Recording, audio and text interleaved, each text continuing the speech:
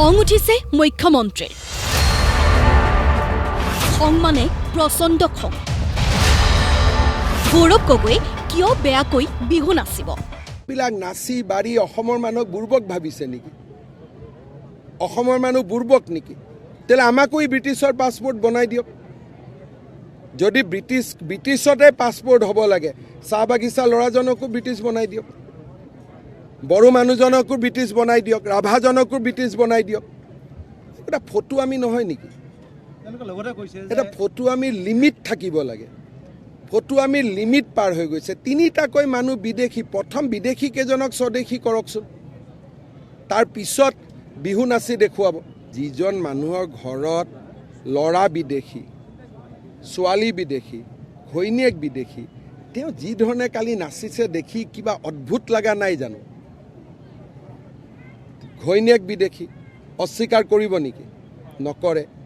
পুতেক বিদেশী অস্বীকাৰ কৰিব নেকি নকৰে জীয়েক বিদেশী অস্বীকাৰ কৰিব নেকি খং উঠিছে সংবাদ মাধ্যমৰ ওপৰত গৌৰৱ গগৈৰ বিৰুদ্ধে কিয় বেয়াকৈ নিলিখিব গৌৰৱ গগৈয়ে ক'লে মই পাকিস্তান গৈছোঁ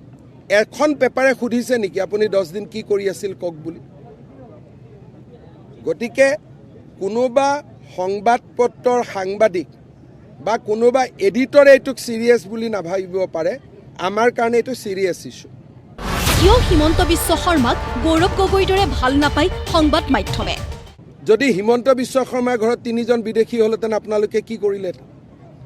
তাকতো এটম বম পৰমাণু নিউক্লিয়াৰ চব বনাই দিলেহেঁতেন গতিকে যিবিলাকে এইবিলাক ইমান সিৰিয়াছ কথা এটাক অলপমান লঘু কৰি উপস্থাপন কৰিব চেষ্টা কৰে তেওঁলোকৰ প্ৰতি মোৰ সহানুভূতি আছে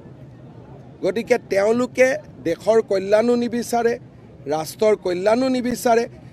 খং উঠিছে কংগ্ৰেছৰ একাংশৰ সতীৰ্থৰ ওপৰতো কিয় মঞ্চৰ পৰা নমাই নিদিলে গৌৰৱ গগৈক আজি যদি মই কংগ্ৰেছত থাকিলোহেঁতেন মই ধাক্কা দি ষ্টেজৰ পৰা নামাই দিলোহেঁতেন যে মহাত্মা গান্ধীয়ে দেশ স্বাধীন কৰিলে সভাপতিত ঘৰৰ 3টা পৰিয়ালে বিদেশী সেই বাকী কেজনে লগত যে নাচিছে তেওঁলোকৰ একো নাই কাৰণে এইবিলাক কৰি আছে নহ'লে কাৰোবাৰ সন্মান থকা মানুহে কাম কৰে নেকি 3জন বিদেশী পিছে হঠাৎ কিয় ইমান খং মুখ্যমন্ত্ৰীৰ কাৰণ সাংবাদিকে সুধিছিল SITৰ প্ৰতিবেদনৰ কথা SITৰ প্ৰতিবেদনখন বৰ মই যোৱা ৰাতি অলপ পঢ়িছোঁ যথেষ্ট গুৰুতৰ অভিযোগ আছে আৰু যথেষ্ট চিন্তনীয় এই বিষয়ে মই কেবিনেটত আলোচনা কৰিম আৰু প্ৰতিবেদনখনৰ যিমানখিনি পাৰোঁ কনফিডেন্সিয়েলখিনিক বাদ দি যিমানখিনি পাৰোঁ আমি সংবাদ মাধ্যমৰ আগতো প্ৰকাশ কৰিম প্ৰশ্ন হ'ল গৌৰৱ গগৈৰ বিৰুদ্ধে কি ব্যৱস্থা ল'ব মুখ্যমন্ত্ৰীয়ে উত্তৰ ৰাইজেহে হেনো শাস্তি দিব গৌৰৱ গগৈক ব্যৱস্থাটো গ্ৰহণ কৰাৰ 2টা ৰাস্তা থাকে এটা যিখিনি আইনৰ ভায়লেশ্যন হৈছে তাৰ ওপৰত এপ্ৰপ্ৰিয়েট অথৰিটিয়ে কেছ কৰে আৰু ৰাইজে শাস্তি দিয়ে গতিকে ব্যৱস্থা মানে কি যে মই পাকিস্তানত গ'লোঁ গৈ মই নাচি বাগি আহিলোঁ এইটোতো কোনো ব্যৱস্থা নাই সেইটো ব্যৱস্থা ৰাজনৈতিক ব্যৱস্থা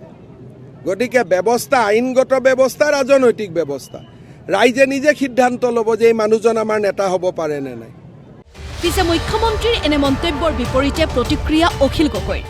নাটকখন তেওঁহে কৰি আছিলে নাটকো নহয় তাকো চিৰিয়েল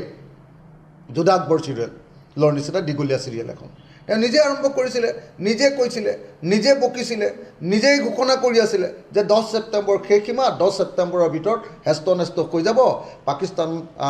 পাকিস্তানৰ ISIৰ লগত সম্পৰ্ক ৰক্ষা কৰাৰ কাৰণে পাকিস্তানৰ গৃহ বিভাগৰ লগত সম্পৰ্ক ৰক্ষা কৰাৰ কাৰণে গৌৰৱ গগৈ জেললৈ যাব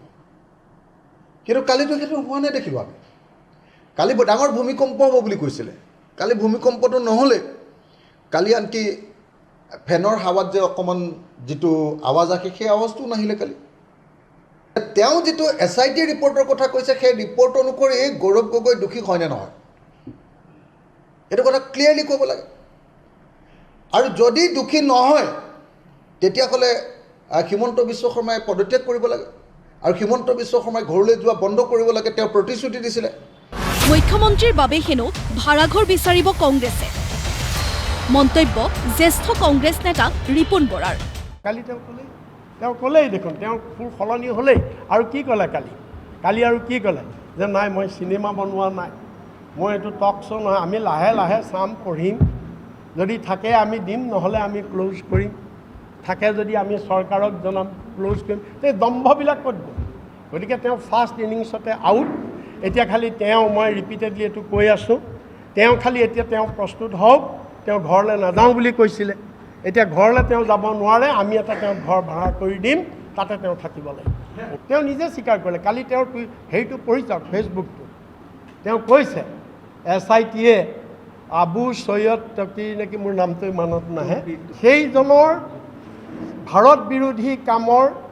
ওপৰতহে SIT হৈছিলে, গৌৰৱ গগৈৰ ওপৰত নাই হোৱা, এলিজাবেথৰ ওপৰত নাই হোৱা। ব্যুৰ' ৰিপৰ্ট, প্ৰতিদিন টাইম।